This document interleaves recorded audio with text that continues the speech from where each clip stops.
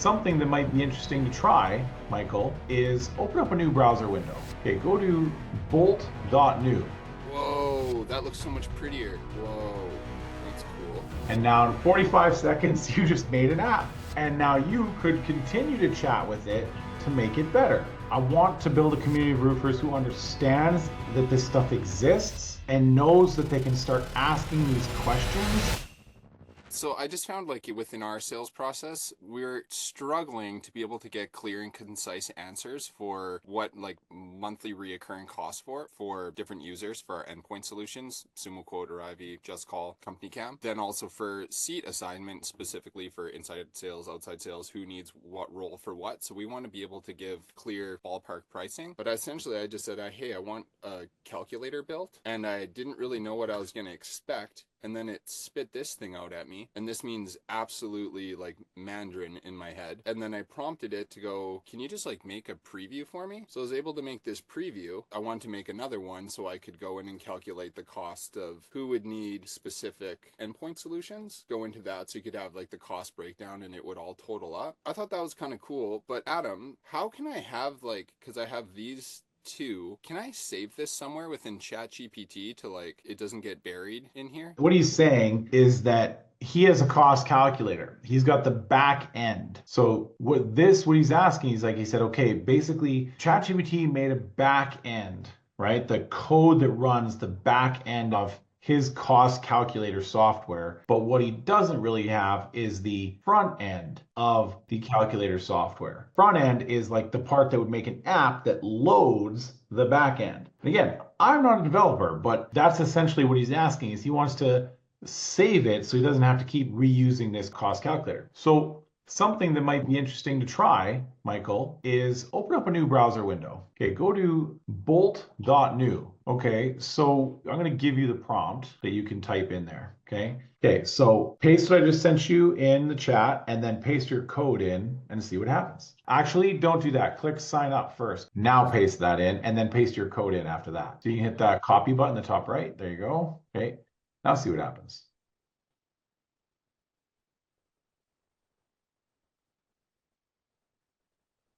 Whoa, that looks so much prettier. Whoa, that's cool. So now what you could ultimately do is hit deploy. So now copy that URL, that's the top one, Okay. and get that one there. Copy that and paste it into a new browser tab.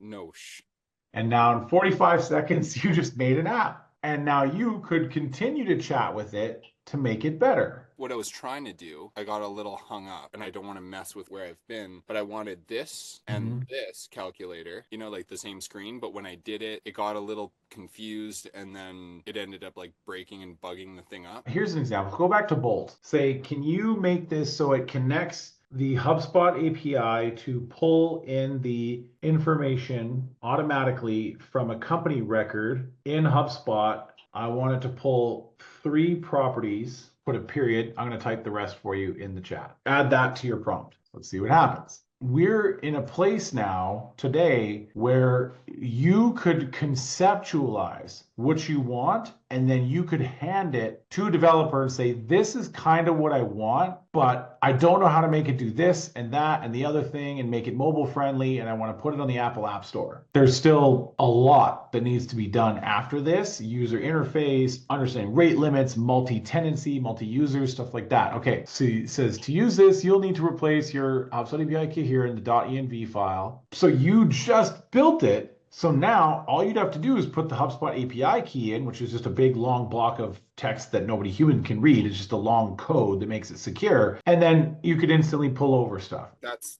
wild. For anyone else in the room that's not like a coder or super computer genius, I'm just like so impressed. Came up with this little idea, played around with some prompts, did a little bit of research, did this thing, showed me a whole bunch of code, and then wrote, I have no idea what this means. Can I like preview this so I can see what it looks like? And then it told me how to do it. Clicked on preview. I called Gary, one of the super nerds. I was like, hey Gary, I've got this thing. And he goes, holy crap, how'd you do that? It looks great. I'm like, did I just impress a super computer nerd? And then was able to take it to him to like refine and edit, but by no means. It's powerful as hell. Never in a million years would I've been able to do this. Yeah, it definitely opens up the door for opportunities for more and more. I'm not saying that you need to start going and doing this stuff. What I'm saying is that I want to build a community of roofers who understands that this stuff exists and knows that they can start asking these questions. Because Michael asked a question, and in 2 minutes, he now has a web page that he can use to service our customers and their questions. And he made that app in 45 seconds. And again, like the impact of this is going to shorten our sales cycle and back and forth emails that are going to get lost. It's